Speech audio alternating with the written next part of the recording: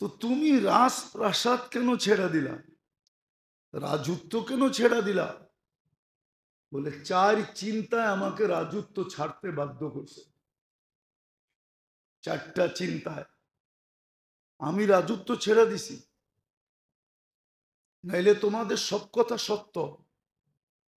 কেননা ন্যায়প্রায়ণ ছিল, ইনসাফগার ছিল, কোনো জালেম ছিল না। ইব্রাহিম ইবনে আদহাম রহমতুল্লাহ আলাই যত রাজা আছে, ন্যায়প্রায়ণ রাজা, ইনসাফগার রাজাদের ভিতরে একজন ওনার নামও। আল্লাহওয়ালাদের প্রথম সারির ওই জায়গায় ওনার নাম, ইনসাফগার ছিল। তো বলছে চার চিন্তা আমাকে রাজ্য ছাড়তে বাধ্য করছে। বলছে কি চিন্তা?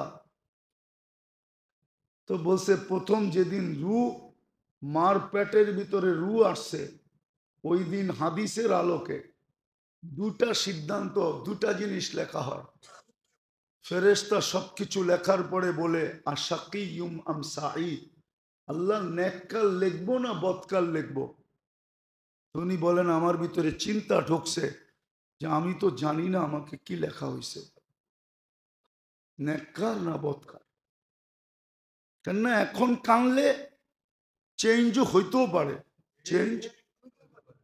চেঞ্জ হইতে পারে। যদি এখন কাঁদি, কাঁদতে থাকলাম তো বদকাল লেখ কাইটা নেককাল লিখে দিল।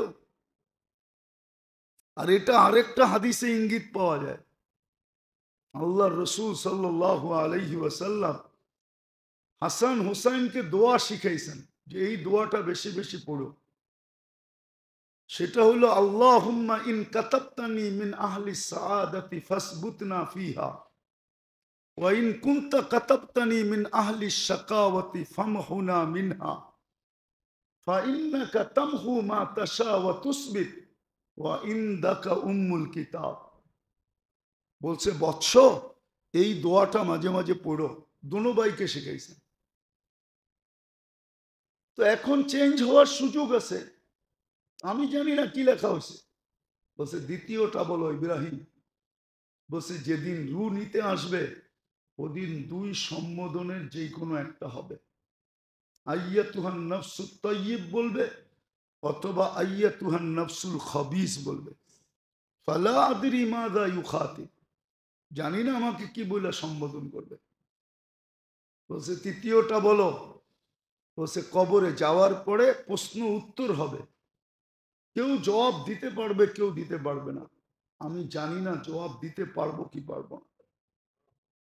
বলছে চতুর্থটা বলো। বলছে কিয়ামতের মাঠে দুটেই দল হবে, দুটেই হবে।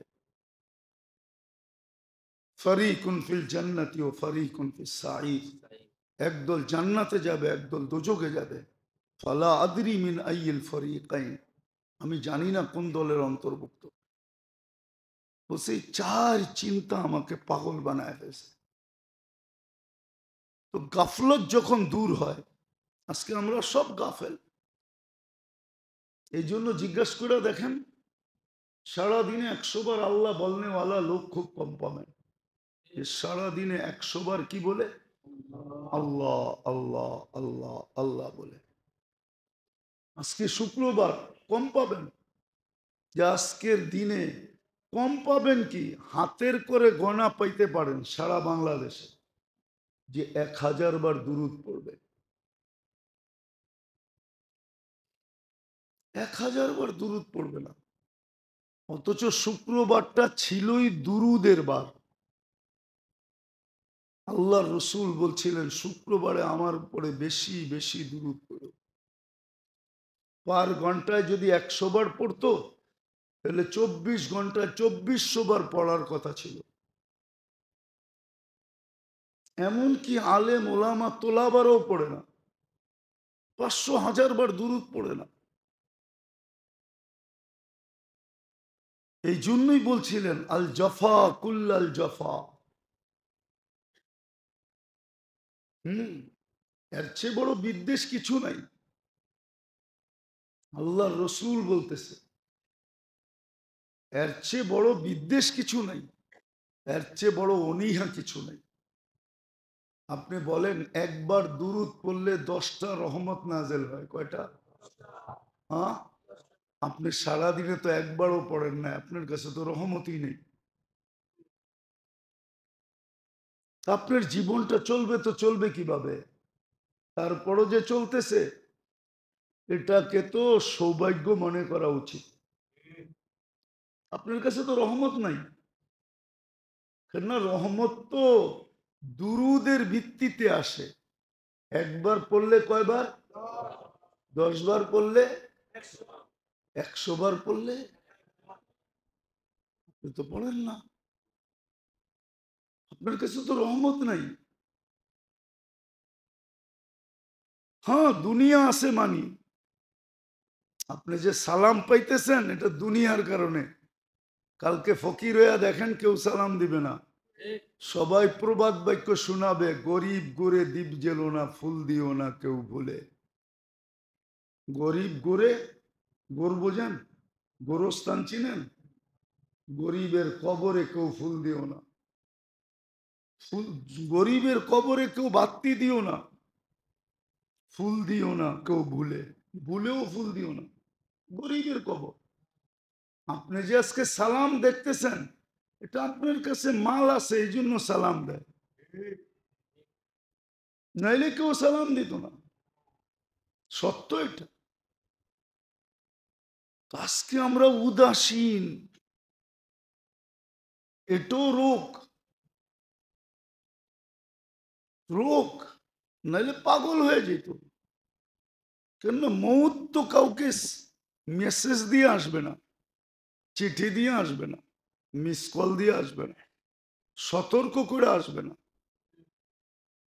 মৌত তো হঠাৎ আইসা দাঁড়াবে, আইসেই বলবে চল সেন্দি তোর বিয়া, আসবে আর উঠায় নিয়ে চলে যাবে। উদাসীনতা এটাও জীবনের রোগ। আরো কয়েকটা রয়ে গেল, আবার এগুলার প্রতিকারও আছে। এই রোগের থেকে বাঁচা যায় কিভাবে? কিন্তু সমষ্টিগত বাঁচার একটা পদ্ধতি ছিল, কিন্তু এটা কয়জন অবলম্বন করে? কয়জন অবলম্বন করে? কয়জনের অভ্যাস এটা? এক তীরে সবগুলা মারা যেত, এক তীরে সবগুলাকে মারা যেত, সবগুলাকে প্রতিরোধ করা যেত, চিকিৎসা করা যেত। কিন্তু কয়জন এটা অভ্যস্ত? খুব কম পাওয়া যায়। আরে শুনায়া না পড়ুক, মনে মনে পড়লেও তো হতো। কয়জন আছে ইস্তেগফারে অভ্যস্ত,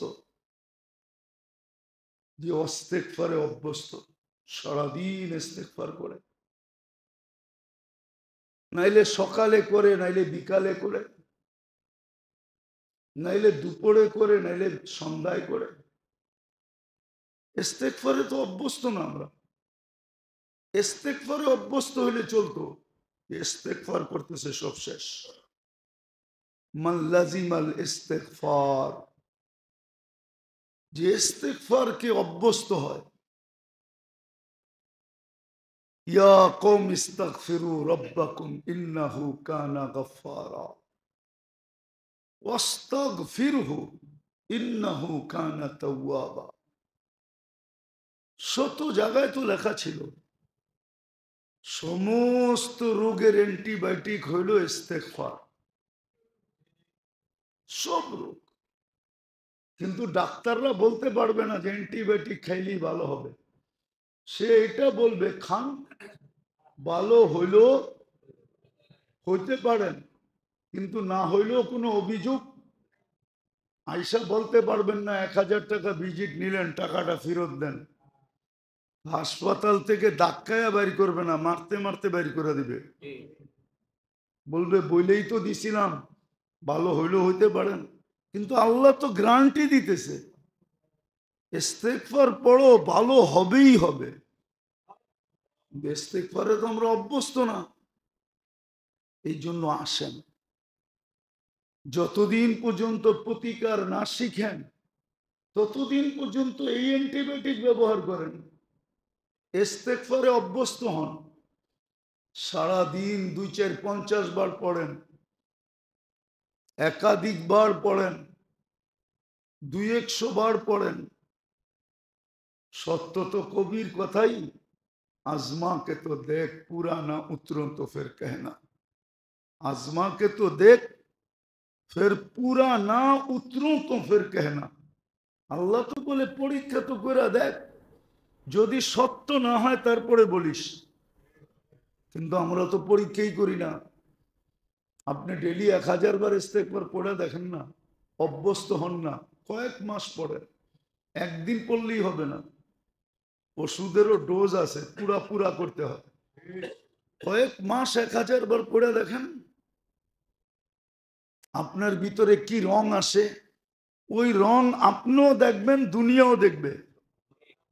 শুধু আপনি একা দেখবেন না, আপনি কয়েক মাস পড়েন 1000 বার ডেলি, কয়েক মাসে দেখবেন মানুষের ভিতরের আপনার চেহারায় রং মানুষ দেখবে, আপনিও আপনার ভিতরে রং দেখবেন, রং।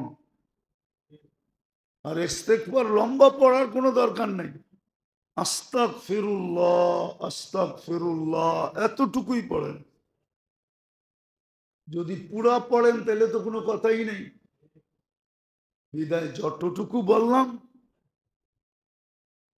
আল্লাহ আমাদের সবাইকে বুঝার, শিখার, মানার, আমল করা। আমি গত রমজান হবে নাইলে এর আগের রমজান সিলেট যেতেছিলাম, রাত্রে গাড়িতে যেতেছিলাম, তো আমি ভৈরবে নামছি।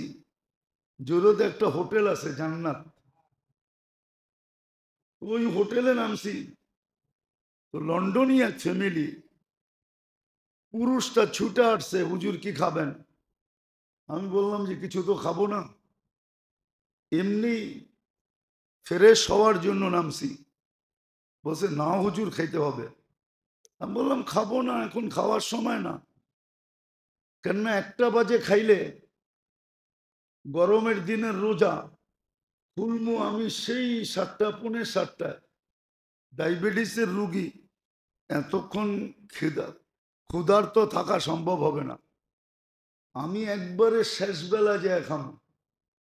বলছে হুজুর পিড়াপিড়ি করতেছি কেন জানেন? আমি লন্ডনে থাকি, আমি বড় চিন্তায় ছিলাম ছেলেগুলা মানুষ হবে কিভাবে। আমার পুরা ফ্যামিলিটা ওয়াজ শোনার দ্বারা আলহামদুলিল্লাহ পুরা ফ্যামিলি দিনদার। বলে ওই খুশিতে আপনাকে খাওয়াইতে চাইতেছি, আছে আলহামদুলিল্লাহ। নাহলে আপনাদেরকে বিরক্ত করার উদ্দেশ্য না, নাহলে খোঁচায় কেন বাড়ি করব। চতুর্থ যেই রোগ বলতেছিলাম, যেটা বললে ডাইরেক্ট বললে আপনি সহ্য করতে পারবেন না, এই জন্য একটু ঘুরায় বলতেছি। যেটাকে আমাদের ভাষায় বলে অজ্ঞতার রোগ, জাহালত বলে, জাহালত। ওটা হলো আখেরাতের বিদ্যা না শেখা।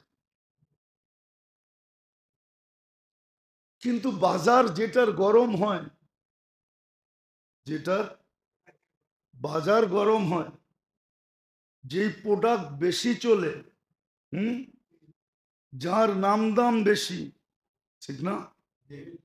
কালকে গেছিলাম রাত্রে এক জায়গায়, বিলকুল অজয় পাড়াগায় গ্রাম, যদিও এটা সিরাজদি খান থানা, কিন্তু ইউনিয়নটা একবারে অনেক ভিতরে। নিমতলির থেকে ডান দিকে যেতে হয়, নিমতলি হাউজিং পার হয়ে অনেক ভিতরে। তো যাওয়ার পরে এক হোটেলওয়ালা দেখলাম, ও বলে হুজুর আমার এইখানতে হোটেলে, এই গ্রামের হোটেলে সারা বাংলাদেশ থেকে লোক আসে রাত্রে খাইতে। আরে কেন এই গ্রামে? হাঁসের গ্রিল বাংলাদেশে কেউ করে না, শুধু আমি করি। হাঁসের গ্রিল খাইতে আসে। কি খাইতে?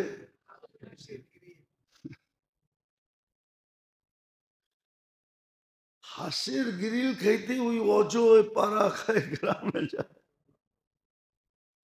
বুঝানোর জন্য বলতেছি। তো দুনিয়ার বিদ্যায় আপনি বিদ্বান হতে পারেন, কিন্তু আসলে যেটা ইলমুল মাআদ যাকে বলে, আখেরাতের বিদ্যায় মুসলমান বড় অজ্ঞ। এটাও রোগ, এটাও দুনিয়ার বিদ্যায় বড় অ্যাডভান্স, দুনিয়ার বিদ্যায় বড় অ্যাডভান্স। তারপরের রোগ যেটা হয় জিন্দেগিতে, সেটা হলো গাফলতের রোগ। কি গাফলত? অথচ গাফলত যদি না থাকতো তাইলে একটা ইঙ্গিত ছিল, মুসলমান সুস্থ হইতো কিন্তু ফ্যাটি হইতো না, মোটা হইতো না। গাফলত কিন্তু মানুষকে মোটা বানায় দেয়। কি বানায় দেয়? মোটা বানায় দেয়, মোটা। বলবেন এটা আপনি কই পেলেন? আল্লাহর রসুল এক হাদিসে ইঙ্গিত দিছে, লাউ ইয়ালামুল বাহাইমু মা তা'লামুনা মিনাল মাউত। মৌত সম্বন্ধে তোমাদের যতটুক ধারণা আছে, এতটুক ধারণা যদি কোনো প্রাণীর থাকতো, মা আকালতা মিনহুম সামিনা, তো কারো গায়ে তোমরা গোশত পাইতে না। বুঝা গেল মৌতের স্মরণ সদা সর্বদা এটা মানুষকে ফেটি হইতে, মোটা হইতে বাধা দেয়। সে মোটা হবে না। হ্যাঁ, একজন হরমুলগত মোটা হওয়া ওটা ভিন্ন জিনিস। কিছু আছে হরমুলগত, ওটা ডাক্তাররাও স্বীকার করবে।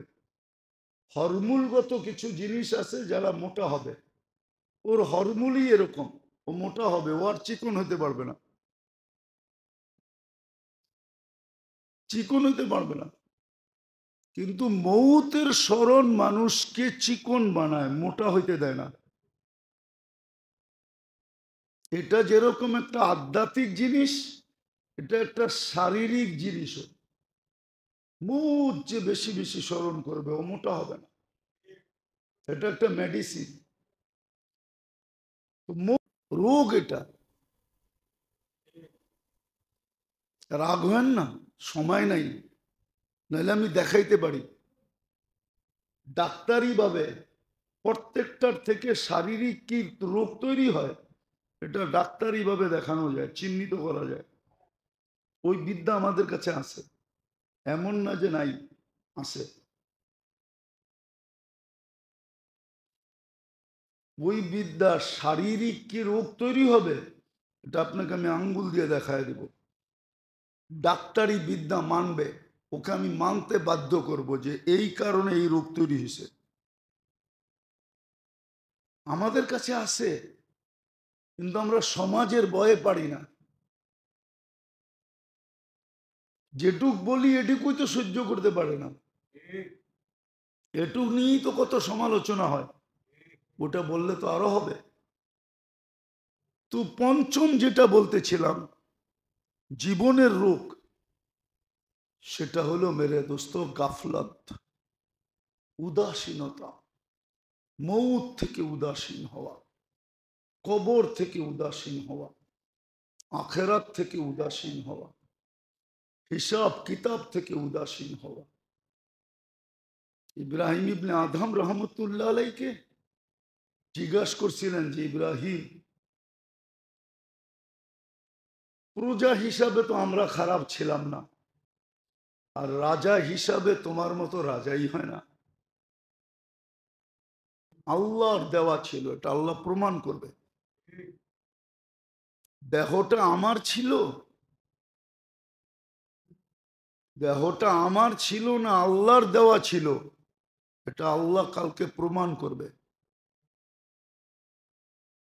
যদিও আমাদেরকে অনেক শব্দ বলা হয়, ও ওনারা সংকীর্ণ মনোবাবা, ওনারা সংকীর্ণ, ব্রড মাইন্ড, ওনারা সংকীর্ণ মনের অধিকারী। এই জন্য হুজুররা এই সমস্ত কথা বলে। এইখানে সংকীর্ণ আর উদারতা কি আছে বলেন? এটা কি উদারতা? এটাই যে যেই কোনো প্লেন এসেই এই এয়ারপোর্টে নামতে পারবে। তাহলে সেনাবাহিনীর জন্য এয়ারপোর্ট আলাদা কেন? কি বিমান বাহিনীর জন্য আলাদা না? না আলাদা না? আলাদা কেন? আলাদা বুঝান আমাকে যুক্তি দিয়া। বিমান বাহিনীর জন্য এয়ারপোর্ট আলাদা কেন? কি নাই বাংলাদেশে? ওইখানে তো সব প্লেন নামতে পারে না, নামা নিষেধ। তো ওইখানেও বলো, ওইখানে সিরিয়াল থাকলে এইখানে নেমে যাবো, বলবে না তুমি আকাশে ঘোরো, সিগন্যাল দিলে নাইমো, ঠিক না? তুমি কেন কও সব প্লেন এইখানে নামতে পারবে? আমার দেখো আমি দিব, যাকে খুশি তাকে দিব। এটা তো এরকমই হইলো ওপেন এয়ারপোর্ট, ঠিক না? এটা কেন হবে? আল্লাহ প্রমাণ করবে। এটা শুধু ভালো মতে বোঝেন, আমাদের উপরে বিরক্ত হয় না। অনেকে বললেও বিরক্ত হয়। ক্ষতি আপনার হবে, আমার হবে না। ক্ষতি আপনার হবে। একদিন আপনি চিৎকার দিবেন, একদিন আপনি চিৎকার দিবেন, ওই চিৎকার দুনিয়া দেখবে ইনশাআল্লাহ। ওই দিন আপনার বিবেকের পর্দা খুলবে, কিন্তু কোনো লাভ হবে না। আজকে আমরা খোলাইতে চাইতেছি, কিন্তু আপনি যাইতা দইরা, অনেক সময় হয় না দরজা খুলতে চায়, ভিতর থেকে একজনে যাইতা ধরে যাতে না খুলতে পারে। আপনি ভিতর থেকে যাইতা ধরছেন যে না আমার বিবেকের পর্দার খোলা দরকার নাই। চতুর্থ যেই রোগ মানুষের ভিতরে হয়, চতুর্থ যেই রোগ মানুষের ভিতরে হয়, যদিও দুনিয়ার মানুষ নিজেকে শিক্ষিত বলে যে আমরা শিক্ষিত, হ্যাঁ আমি বলবো শিক্ষিত, কিন্তু ওই শিক্ষাটা ইলমুল মাস। আরেকটা শিক্ষা আছে যেটাকে ইলমুল মাদ বলে, আখেরাতের শিক্ষায়। শিক্ষিত না হওয়া এটাও রোগ। আখেরাতের শিক্ষায় শিক্ষিত হয় নাই, দুনিয়ার শিক্ষায় বড় এডুকেটেড, শিখতে শিখতে চুল পড়ে গেছে, শিখতে শিখতে সারাদিন শিখে মনীষী হয়ে গেছে, কিন্তু আখেরাতের শিক্ষা শিখে নাই। এটাও রোগ। অথচ আর উচিত ছিল আখেরাতের শিক্ষা শেখা, যেটাকে ইলমুল মাদ বলে, আখেরাতের শিক্ষা শেখা। আখেরাতের ব্যাপারে জ্ঞাত হওয়া এটা উচিত ছিল, না শিখাটা এটা রোগ। আজকে অনেক চেহারা দেখলে মনে হয়, আমি বলি রাগ হয় না কিন্তু, ঠিক না? আমি কিন্তু সোনা হাতে নিয়ে খাই বলতে পারি, কেননা আমার এটা ব্যবসা, এখনো আছে, আগেও ছিল, যদিও বসা হয় না, কিন্তু আমরা মাঝে মাঝে চেহারা দেখলো বুঝি যে কোন চেহারা আমার কথাটাকে ভালোভাবে নিতেছে আর কোন চেহারা বিরক্তি বোধ করতেছে, দেখলে বুঝি কিন্তু। রাগ হয় না কিন্তু, সামনে থাকে না দর্শক, ওদের চেহারা দেখলে বুঝি কারা নিতেছে আর কারা বিরক্তি বোধ করতেছে, যে মোল্লার কোনো খেয়ালে কাম নাই। আমরা চেহারা দেখলে বুঝি কোন চেহারাটা বিরক্ত হইতেছে। মাঝে মাঝে টাইম ওভার হয়ে যায় না, বুঝি যে কে কে বিরক্ত হইতেছে, বুঝি। এমন না যে বুঝি না, কেননা চোখ দেখতে দেখতে দেখতে চোখ অন্যরকম হয়ে গেছে। আমার জীবনের কাহিনী আছে, নাম বলবো না। আমরা চাচা চাচা বলতাম তাঁতি বাজারে, এখনো আছে বেচা, বড় জুয়েলারির মালিক, একটা না কয়েকটার মালিক। এক জামাই জামাই বলে একদিন নিয়ে আসছে হীরা, ডায়মন্ড নিয়ে আসছে, বলতেছে জামাই দেখো তো ডায়মন্ড কিনা। আমি দেখা বলতেছিলাম যে এটা ডায়মন্ড না। বলছে জামাই সব মেশিনে তো বলে ডায়মন্ড। আমি বললাম চাচা আপনার অভিরুচি, কিনতে পারেন। কিনার পরে 1 সপ্তাহ 1.5 সপ্তাহ পরে এসে বলতেছে জামাই আসলে বিরাট বড় একটা গচ্ছা খাইলাম। তোমার কথাই ঠিক আছে, এটা তো হীরা না, এটা তো রাশিয়া আর্টিফিশিয়াল বানাইছে। হীরার প্রলেপ দিয়া, জারকুনের উপরে হীরার প্রলেপ দিছে, দিয়া মার্কেটে ছেড়ে দিয়া পয়সা কামাইছে। তো আমরা বুঝি কারা আমাদের কথা বিরক্তি বোধ করে, চেহারা দেখলে বুঝি, কিন্তু আমরাও অপারক। না বললে কেয়ামতের দিন গলায় ফান্দা না আসে, এই জন্য বলতে বাধ্য। নাহলে আপনারে বিরক্ত করার আমার কি দরকার? আপনি আমার খান না, পড়েন না, চাকরি করেন না, আমি আপনার খাই না, পড়ি না, চাকরি করি। আপনি বলবেন মসজিদে তো করেন, এটা দায়িত্ব হিসাবে করি, চাকরি হিসাবে করি না। চাকরি হিসাবে করলে কমিটির লোক শুনতেছে এত অল্প বেতনে কর্ম কেন? সারা মাসে যা দেয় ওটা তো 1 জুমা পড়াইলে আর চেয়ে বেশি দিবে। অফার আছে আমার কাছে, 4 জুমা 4 জায়গায় পড়াইলে এর 4 গুণ না, এর 10 গুণ পামু, 10 গুণ।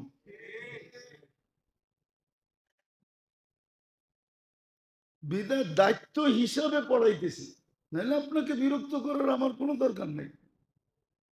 কেন বিরক্ত করব? কিন্তু দায়িত্ব কাঁধে এই জন্য করতেছি, দেখি কারো দিলে লাগে কিনা। ওই হাদিস সত্য যদি হয়, হইতেও পারে, লা ইয়াহদিয়াল্লাহু বিকা রাজুলান ওয়াহিদা। আলী রাদিয়াল্লাহু তাআলা আনহুকে বলছিলেন আল্লাহ রাসূল সাল্লাল্লাহু আলাইহি ওয়াসাল্লাম, একজনও যদি সঠিক পথ পায় তাহলে সারা দুনিয়া কামানের চেয়েও বড় কামাই হয়ে যাবে, সারা দুনিয়ার মালিক হওয়ার চেয়েও বড় কামাই হবে।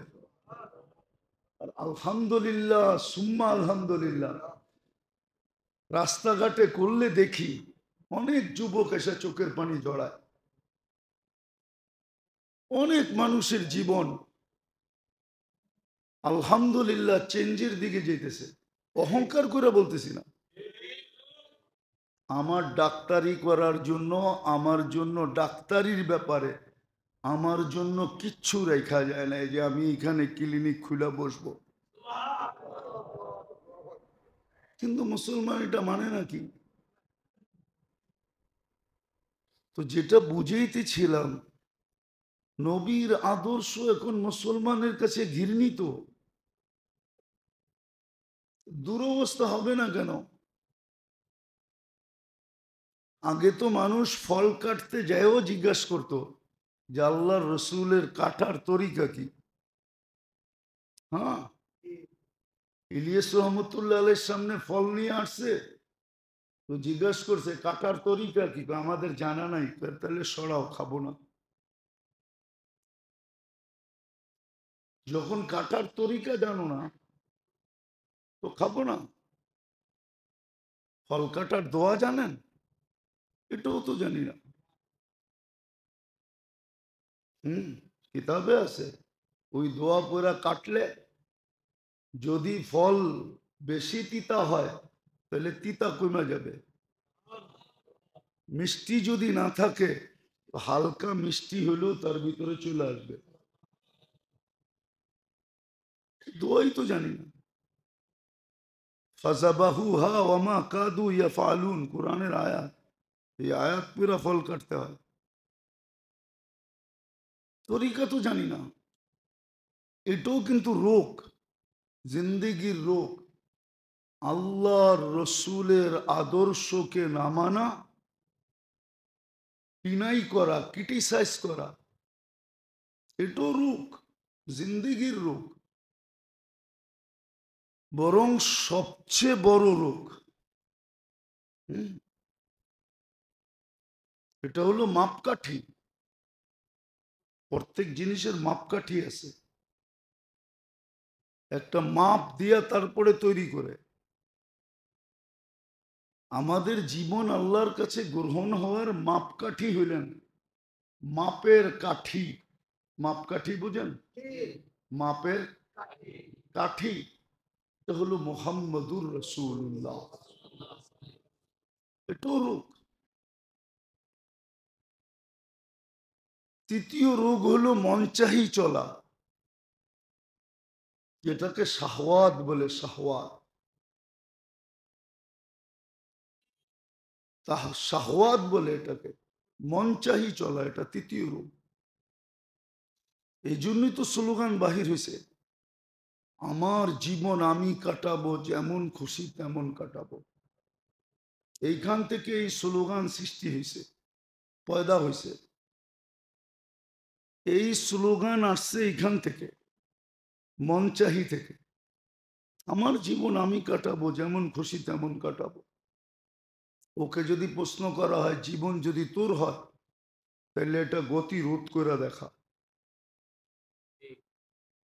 জীবন যদি ওর হয়, তাহলে ওকে যদি প্রশ্ন করি যুক্তিসঙ্গত, যে তোমার জীবনটার গতিটাকে রোধ করে দেখাও, এটাকে পাওয়ার ব্যাংকে ভরা দেখাও, এটা তো কেউ দেখাইতে পারবে না। জীবন তো এক গতিতে চলতেছে চলতেছে। তাহলে বোঝা গেল উক্তি এটা ঠিক না। আর এটা সৃষ্টি হয়েছে ওইখান থেকে, ওই যে সবাই মন চাহি চলে, মন মতো চলে, পছন্দ মতো চলে, ইচ্ছা মতো চলে। এইখান থেকে এই স্লোগান বাহির হয়ে আসছে, আমার জীবন আমি কাটাবো, যেমন খুশি তেমন কাটাবো। তখন যখন জীবন আসছে, তো জীবন আবার আরেকটা প্রবাদ বাক্যকে টাইনা নিয়ে আসছে। এখন দেহটাকেও নিজের মনে করতেছে, কি দেহটাও এখন আরেকটা স্লোগান বাহির করছে, আমার দেহ আমি দিব, যাকে খুশি তাকে দিব। কিন্তু দেহটা যদি ওর হয়, তাহলে ও বুড়ি হয় কেন, ও বুড়া হয় কেন, ওর চুল দাড়ি পাকে কেন, ওর চুল পাকলো কেন? কেন পাকলো?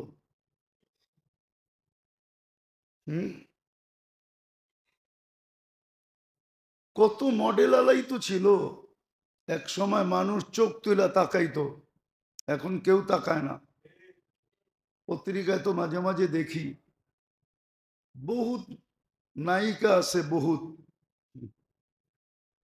নায়িকা আছে, ছোট পর্দার হোক আর বড় পর্দার হোক, খুঁজলে পাবেন 2-4 জন এখন বস্তিতেও বাস করে। পেপার উঠান,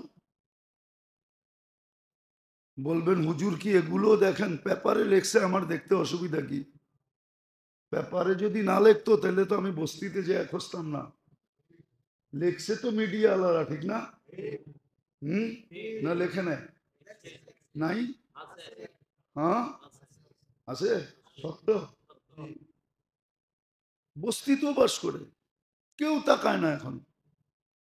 তো দেহটা যদি ওরই হইতো, তাহলে ও তো দেহটাকে এই দুর্দশায় পড়তে দিত না, ঠিক না? বুঝা গেল দেহটাও আমার না। এই দুইটা স্লোগান পয়দা হয়েছে, সৃষ্টি হয়েছে এই রোগের থেকে, যেটাকে বলে মন চাহি জীবন। এটার থেকে এই দুইটা স্লোগান তৈরি হয়েছে। আর তৈরি মুসলমান করে নাই, যারা ডুবছে। ওই উর্দুতে একটা প্রবাদ বাক্য আছে, হাম তো ডুবে হ্যাঁ সনম তুঝে লে ডুবেঙ্গে। হাম তো ডুবে হ্যাঁ সনম, বোঝেন? মনে হয় উর্দু বোঝেন না, ঠিক না? এটা উর্দু হিন্দি দুটোতেই বলা হয়, অসুবিধা নেই। এটাকে হিন্দিতেও বলা হয়, বরং সনম হিন্দিরই, উর্দু না। হাম তো ডুবে হ্যাঁ সনম, এটা হিন্দি, এটা উর্দু না। আবার কেউ রাগ হবেন না যে পাকিস্তানি হয়ে গেছি, না, ইন্ডিয়ানই আছি।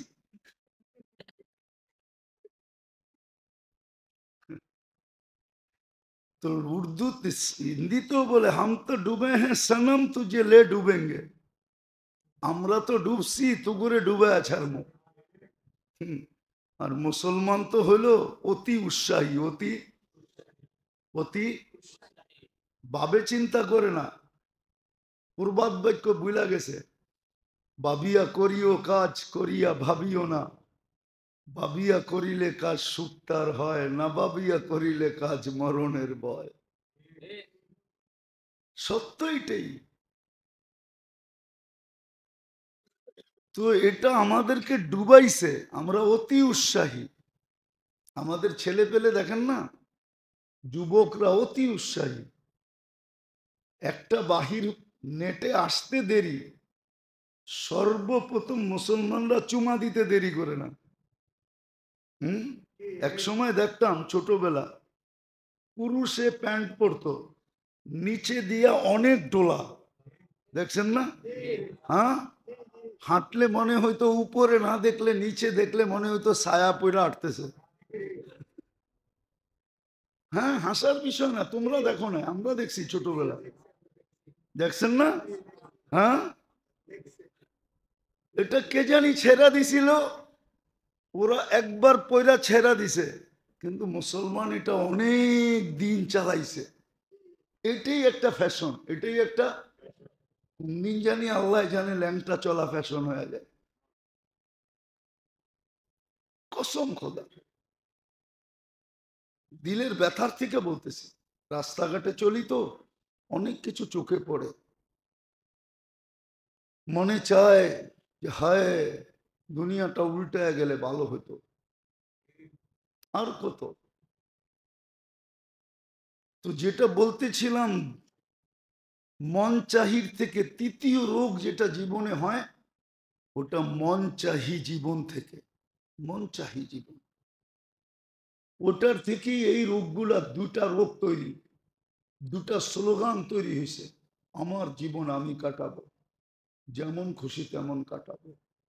কিন্তু সত্য এটা, কালকে আল্লাহ প্রমাণ করে ছাড়বে জীবনটা আমার ছিল না গড গিফটেড ছিল।